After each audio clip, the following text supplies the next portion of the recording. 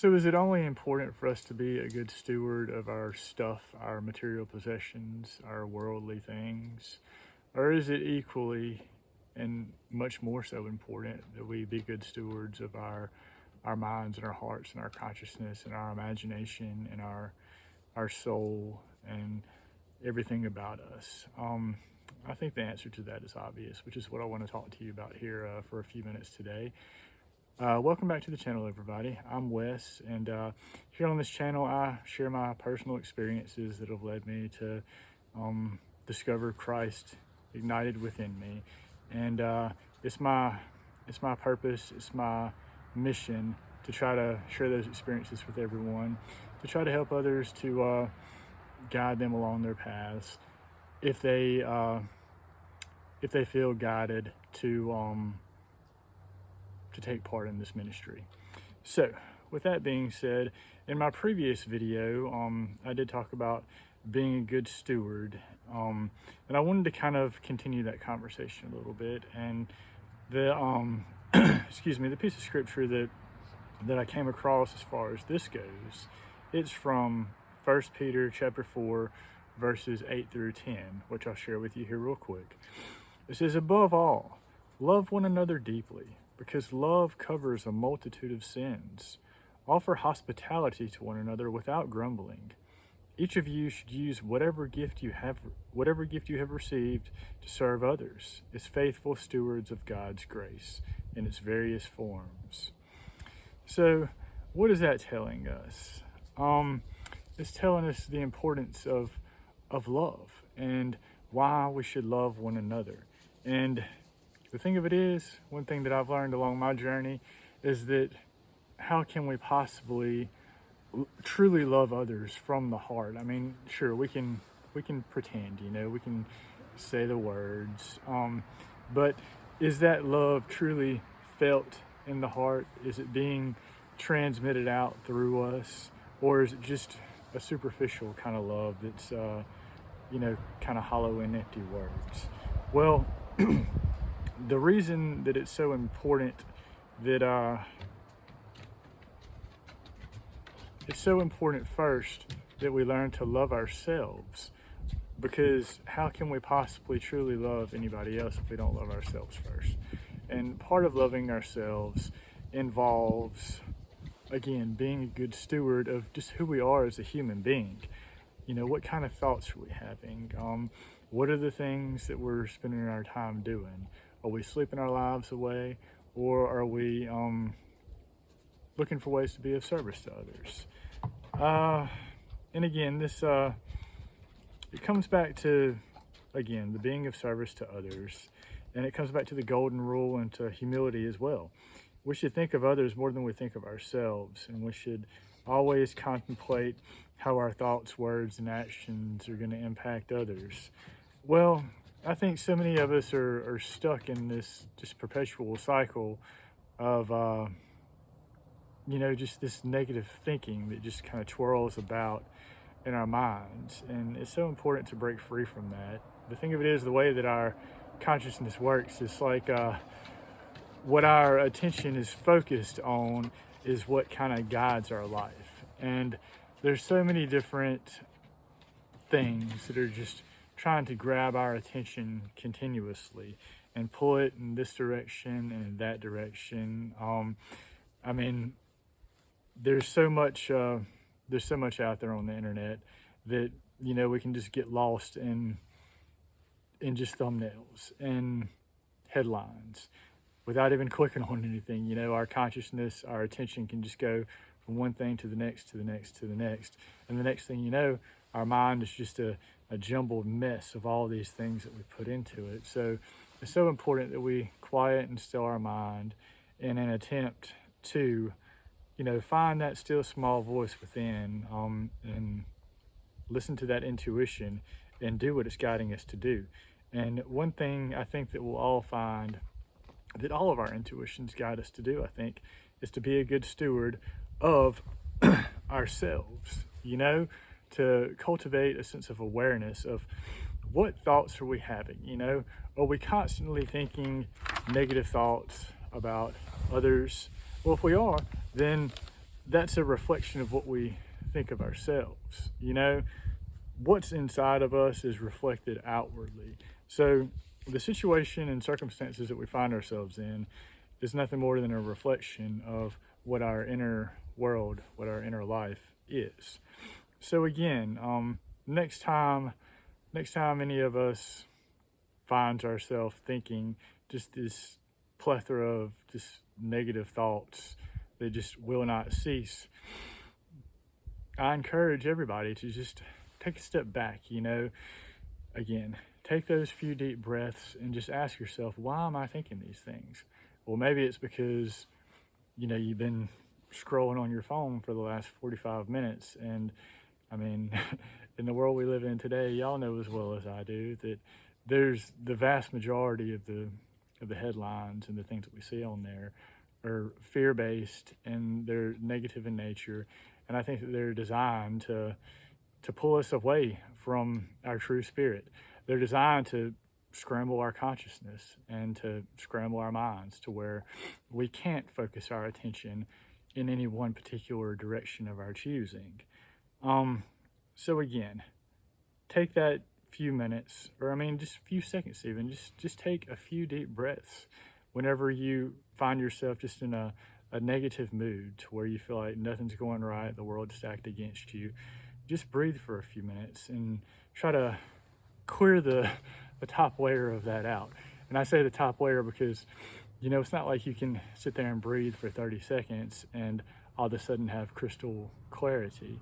It doesn't work that way. It goes so much deeper. There's many layers to our consciousness, an infinite number, I would expect.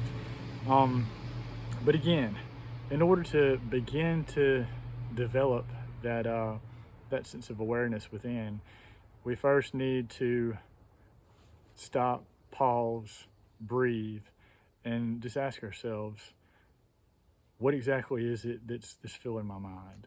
And why are these things filling my mind? And once we do that, then we can begin to stand guard at the door of our minds. Like we say, we can begin to be good stewards of our thoughts. And I think that's one of the first steps to being a good steward to all of the other areas within our life, is first being a good steward of our mind. Because if we don't stand guard at the door of our mind, then the devil is there like a roaring lion, and he's gonna entice us away with everything that he can, and that's gonna prevent us from, you know, from fulfilling God's will and His purpose for us and for our lives. Let's see. I want to read this verse to you one more time, and just kind of pick out a couple of things that really stood out to me. Okay, again, it says, above all, love each other deeply, because love covers a multitude of sins. Now, we all sin continuously. I mean, we're all fallen. You know, many of us try our best to live a righteous life and to act and think and speak in the way that Christ would have us do. But nonetheless, we're still all fallen. We're still prone to sin. We're still going to all be tempted by the devil. And the antidote for that is love. So we have to love one another. We have to love deeply. But before we can do that, we have to first love ourselves.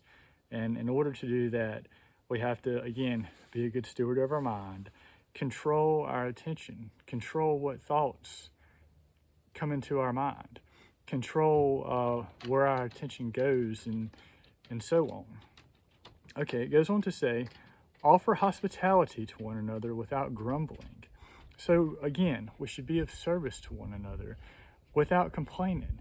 I mean, if we do things for somebody just because, just to be seen, or maybe just because they asked us to or whatever, and then we complain about it, oh my gosh, I couldn't believe I had to do this thing for this person. Well, that's shooting yourself in the foot. You know, that's not helping yourself, that's not helping them, that's not helping anybody. We should offer hospitality to one another without grumbling, like the verse says. We should do things because we want to do it, because we're driven by a deep longing to be of service and to just to help others out in one way or another without complaining. Because the first time we complain about it, Well, that negates the entire thing that we're trying to do there. It goes on to say, each of you should use whatever gift you have received to serve others as faithful stewards of God's grace in its various forms. And again, that whole thing was 1 Peter chapter 4, verses 8 through 10. And that last part that I just read about we should use whatever gifts that we've received to serve others as faithful stewards of God's grace in its various forms. We've all received a gift, many, many gifts. And most of us, or many of us, don't realize that, or we're so, again, our minds are so diluted and scrambled by all the different things that we bring into our consciousness continually that we can't see those gifts. And so we need to figure out what those gifts are and how we can best serve the Lord and serve others as well. And in order to do that, again, we have to learn to be good stewards of our mind, to stand guard at the door of our mind, so that we can be good stewards in all of the other areas of our life as well. Our body, our heart, our mind, our soul, God's beautiful Holy Spirit within, and everything else, everything in between. So, just wanted to kind of get on here and put that message out here as I was thinking of being a good steward. I know in my previous video I kind of focused more on the material side of it and this and that, but it's also deeply and really much more so important, I think, to be good stewards of just who we are. And not only that, not only the thoughts that we think, and being aware of what our attention is focused on. Another tremendous part of it is our food. The food that we eat. I can't say enough about that. I really need to do a separate video, or even like a series of videos just on food, because the things we eat can have a drastic impact on just how we feel and the thoughts that we have and our overall mood and how we treat others. Are we eating things that nourish our soul, or are we eating things that just keep us trapped in a low vibrational state? Whenever we eat highly processed foods, or we eat junk food in any form, those are low vibe foods. We need to be eating, like I said previously in my last video, fruits and vegetables and meats and so on. I mean, I know everybody's dietary requirements are going to be different because our chemical compositions are different from one another. But nonetheless, I think across the board, junk food and highly processed foods are not going to be good for us. And not only the things that we eat, but the amount that we eat too. If we sit down and we eat 2,000 calories in one meal or whatever, or we have a tremendous helping and then we go back and get seconds, I mean, we're blocking that spirit within from illuminating up through us. Because our entire body is the temple, and whenever we weigh it down with all of this this dense food, it's preventing the spirit from illuminating itself up through us. So not only do we need to be careful about the types of food that we eat, but we also need to be careful about the amount that we eat and the frequency that we eat. And that again comes back to the awareness. So many people they comfort eat or whatever. They eat because it makes them feel good, and that's one of those things that's going to kind of keep us trapped in that lower vibe state. So nonetheless, there's so many different things that we should be a good steward of within our lives, whether it's our thoughts and our attention, our hearts, our minds, our souls, the things we put into our body, all of the above. And again, all of those things reflect outwardly. And when we are good stewards of all of those things that make us who we are, then the things that we want will suddenly begin to materialize in our life, because we're taking care of our inner world, and then our outer world will begin to kind of bend to the desires of the heart. But whenever we continuously just abide in the looking at this thing because it's grabbing my attention, eating this junk food, continuing the cycle of negative thinking, when we do that, well, then we're going to be trapped in this world of lack, this world of never having what we want and always feeling unfulfilled. So I appreciate y'all coming on here and listening to me talk about stewardship again. And if you have anything to add, I'd love to interact with you in the comments. And other than that, I pray that everyone has a blessed day and that all of your prayers come to fruition. Thank you. Have a great day.